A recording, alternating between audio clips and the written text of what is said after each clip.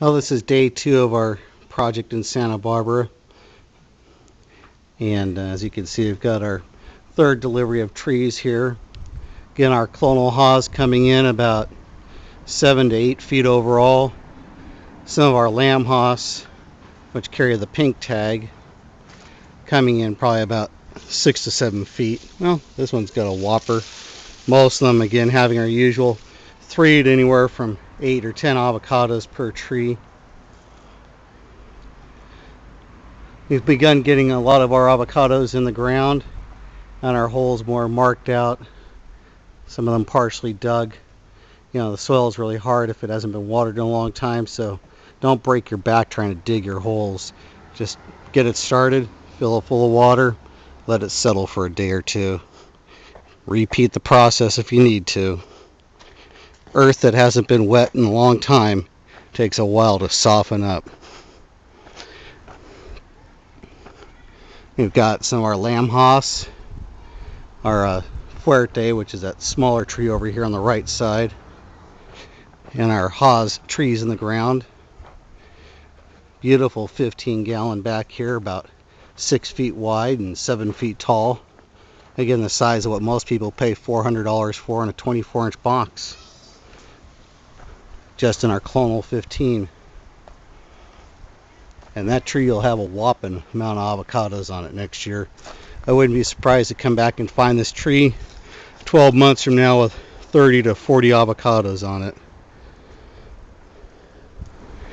How you plant your trees is obviously extremely important.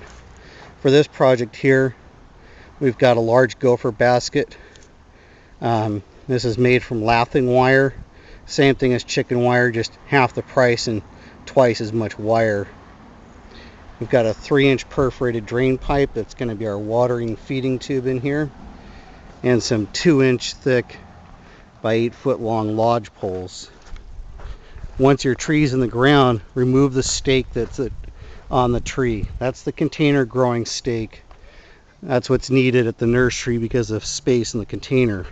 Once in the landscape, most of these trees, especially when they have fruit on them, are too heavy to be unstaked.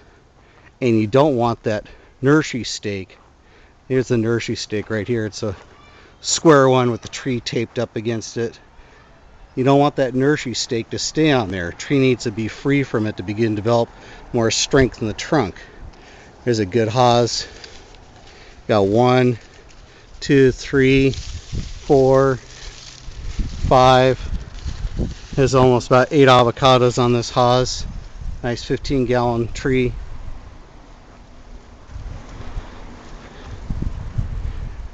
Since we've been here last, we've had a company come in here and remove all the excess brush, a bunch of unnecessary wire kennel material.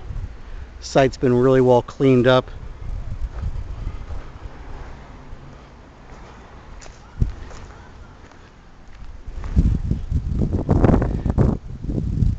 So the point of that watering tube, so we've got our hole up here, a little bit harder soil, doing some percolation, get it softened up. The point of that watering tube comes in after we've got our trees planted. You just can't water things with a hose for a little bit and expect to walk away. If you do that, chances are leaves or fruit will begin falling from the trees shortly. These trees are used to being watered with drip emitters for a few hours a day into the pot. So what we do is we stick this hose down in here and it waters this tree from the bottom up. We don't have to wait for a long time for the water to settle down. You get it to rise from the bottom of the hole upward, get that tree super saturated. Really, in the first couple weeks you can't water these trees enough. After that you back off. So this is what that would look like, you know, if it was open. Get that water going down that feeding tube, goes straight to the bottom of the hole, and then it'll begin rising up the root ball. Keep that tree thoroughly wet until the tree begins to root into the side of the holes. We get that tree in the ground and we stake it off each side of these tree stakes. If we have some heavier limbs of the avocados, then we'll just put a little support underneath there. Same way you do it in the grove. After all, we're planting and selling avocados for you, or delivering avocados for you to have a lot of avocados. So don't screw around. Get the few of the right materials and make it right. We'll come back and do another video on day 4.